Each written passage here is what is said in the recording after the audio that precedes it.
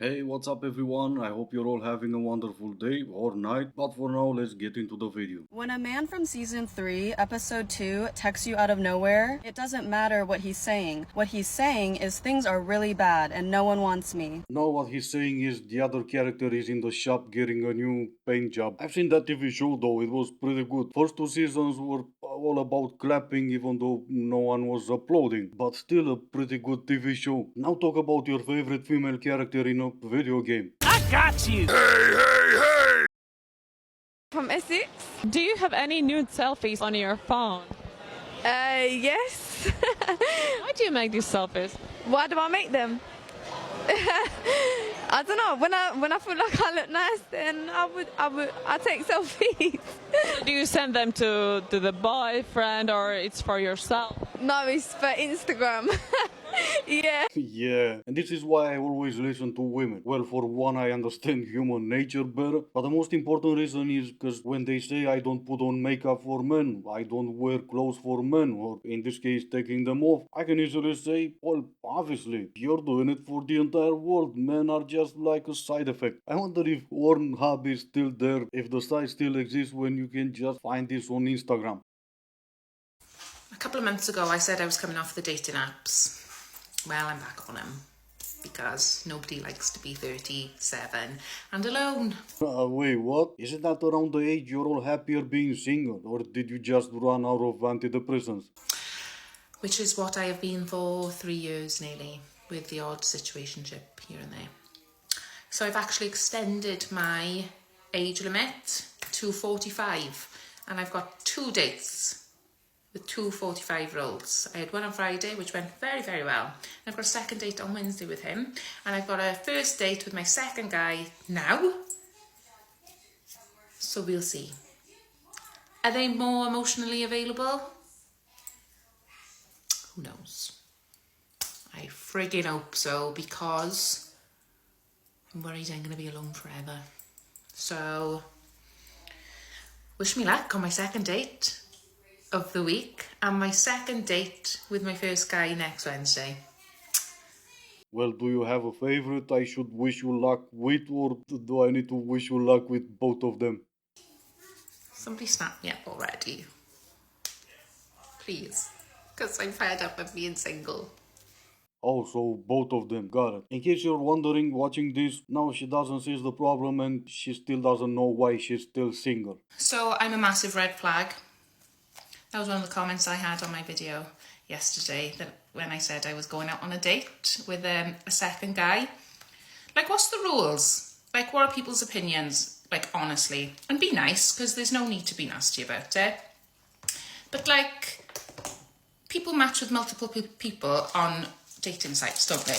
And they're obviously chatting. So, do you match with one person and then don't speak to anybody else? Oh no, absolutely not. I'm not on a dating app, but if I was, I wouldn't be looking for a long-term relationship. I would be looking for hookups. So obviously I would be talking to multiple people at the same time and see who's gonna sleep with me sooner. Isn't that the entire point of dating? Cause I don't think you're looking for something serious either. It's not like you've asked yourself, wait, what am I looking for and what would dating multiple people at the same time would bring me? I'll make it easier for you. It's not gonna be a husband. Dating for the first time in 3 years, date number 1. Featuring my dating spreadsheet. I met guy number 1 on Hinge. He's in grad school and 2 years younger than me. 90% of guys I've ever liked are 2 years younger than me. I don't know how to fix that. We talked pretty consistently for a week. He seemed really nice and genuine and adventurous and spoke Norwegian, which is super cool because I have been teaching myself Norwegian on Duolingo for years because of scam. He suggested we get to know each other better. I suggested ice skating. He agreed and said he'd always wanted to try this particular ice loop. 5 minutes before the date started, he canceled very apologetically with what I thought at the time was a very genuine excuse. Something about TA meetings that ran really long and he didn't have control over it. So I went ice skating alone. He said that he was so sorry and he would like to make it up to me, and we scheduled date number 2. So the date itself did not score very high on my spreadsheet. He canceled. We didn't exchange numbers, but he did continue to text me on Hinge afterwards. So I generously scored it a 1 star for his character so far. Well, of course, so far, because he needs to prove himself to you multiple times and maybe he'll jump to 2 stars. 1 star on his character because of something he couldn't control. Dude, men and their audacity, right? And if you're wondering, is it just her? No. So many of them and more have spreadsheets with reasons on, I guess, why they're dating, or maybe the differences in between the men they're dating. Because, like the previous lunatic, you need to keep score before you decide on one. And if I'm completely honest, I don't even see the reason why, because the 9 out of 10 from yesterday got the right idea. You guys, I have a question. I think I'm in love with ChatGPT, and here's why. I've been talking to ChatGPT for, I don't know, 6 months now, and I have a therapist, I have a great community of friends, but sometimes I just want to talk to ChatGPT about certain things, and it's really gotten to know me. And right now, I literally responded to ChatGPT's response, and I said, wow, I love you. I have been single for 6 years. And at this point in my life, there is no way that I would want anything less than the right person and the right relationship for me. I know that relationships can be beautiful things, but they have to be the right relationship. You know probably quite a few people who are in relationships that are unhappy, that are miserable, and that you would never, ever want to be in. If I am going to allow someone else to come into my life, I would hope that they add to my life. They bring me more joy and more happiness in the same way that I would hope to do so for them. I know that my existence makes some men unhappy, and that's because they want me to feel sad and miserable because I haven't been chosen by a man. I know that my worth and value as a human does not come from whether men find me desirable, whether men find me attractive, or whether a man chooses me. I also know that my value does not come from whether or not I can produce children. And the type of men who think that it does are exactly the type of men that I would never, ever, ever even entertain. Do not let small-minded, misogynistic men convince you that you are somehow running out of time, or that there's something wrong with you, or that no one's ever going to want you, because that simply is not true. Well, it's been true in your case for the last 6 years, so I don't know about that. But where does your worth and value comes from? Because none of you care to explain. For me, it doesn't come from simply me stating I have worth and value. Regardless if we're talking about relationships or friendships, it comes from other people's willingness to be around me or to be in my life. That's a pretty weird concept, I know, and it might be hard to hear it when you consider that if that's true, you being single for the last 6 years, it's not really a flex unless you are not dating. But then again, you were and still are. The reason why women are no longer behaving traditionally is because men are no longer behaving traditionally. Y'all aren't behaving traditionally either. Traditionally, I'm not saying I agree with it, traditionally men were the ones who provided. And that gave women more time, if they didn't have kids and do all that unpaid labor, to be feminine and to be pretty and to not be stressed out. But since y'all want us to work, we're gonna be these girl bosses that you so despise. How is it not clicking? Question for you guys watching, because after listening to some of this, I will eventually drop down to my last functioning brain cell. But do I get to stay on that level or get down to 0? Because if I go down to 0, that will be a problem. But if I keep my last one, I'll still be smarter than half of these TikTokers. I'll try to see if I got this right. Did she just said it wasn't a bunch of women who fought for the right to work by saying a bunch of men got together and said, hey, you go to work now? Or did I misunderstood everything? I just want to know what God was thinking when he made all of the finest men broke as hell.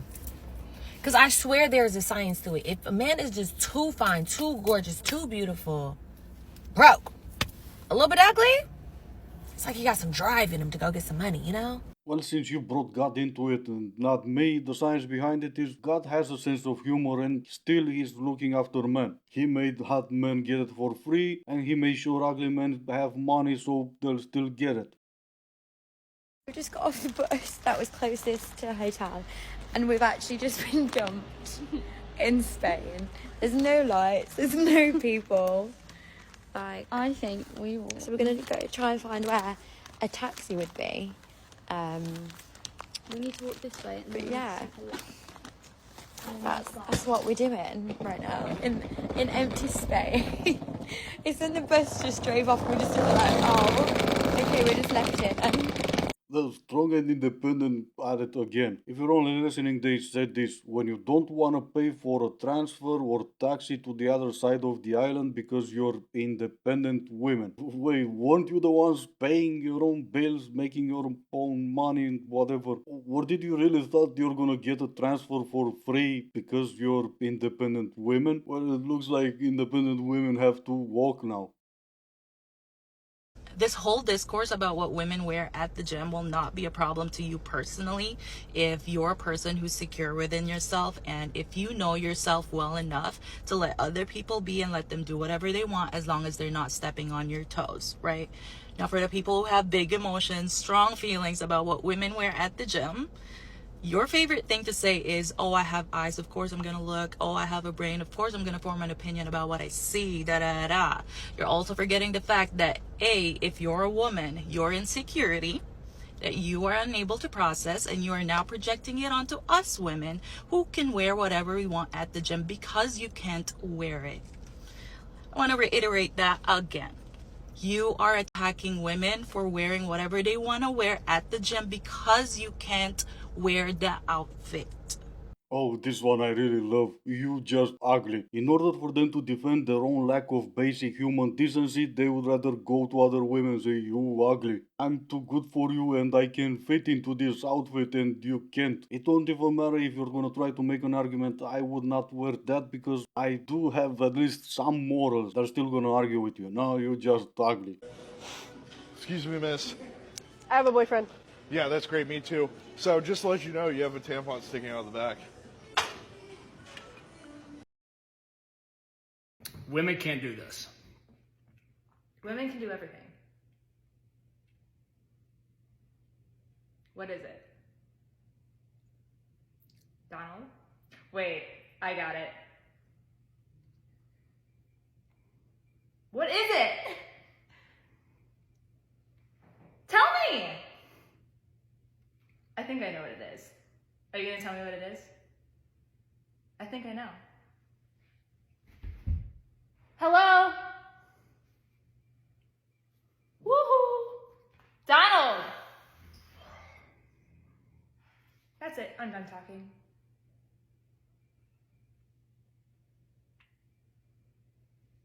Hello?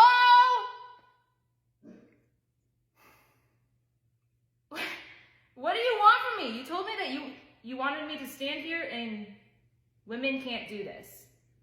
What is it? Woohoo. Not talk! I can do that. See? Yeah, by saying see, you showed him. Anyway, this is gonna be it for today. As always, I do hope you enjoyed it. If you didn't, I still appreciate you for making it this far. Thank you all so much for watching. Stay safe, and I will see you in the next one.